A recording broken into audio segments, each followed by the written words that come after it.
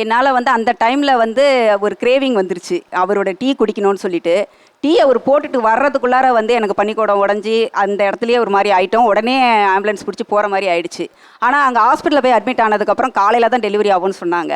ஆனால் எங்கள் வீட்டுக்கார் பார்த்தீங்கன்னா அந்த டீ அந்த டைமில் கூட ஃபில்ட்ரு பண்ணி அந்த ஃப்ளாஸ்கில் ஊற்றி எடுத்துகிட்டு வந்திருந்தார். அங்கே நீங்கள் ஏதாவது உங்களுக்கு பசிக்குதுன்னா சாப்பிடுங்கன்னு சொல்லும்போது அந்த டீயை குடிச்சிக்கிட்டே தான் சார் நான் வந்து டெலிவரி பண்ணேன். இப்போ வரைக்கும் என் பொண்ணை பார்க்கும்போதும் சரி, எங்கள் வீட்டுக்காரை பார்க்கும்போதும் சரி, அந்த இன்சிடெண்ட் எனக்கு வந்து அதனால டீ வந்து எனக்கு ரொம்ப ஃபேவரட்டாக ஆயிடுச்சு.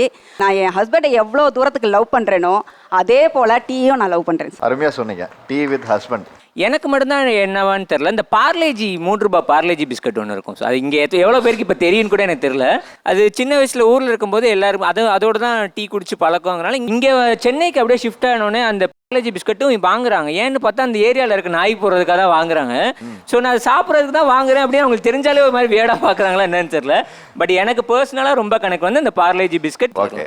Tea with mid night. Mid night 1 to 2.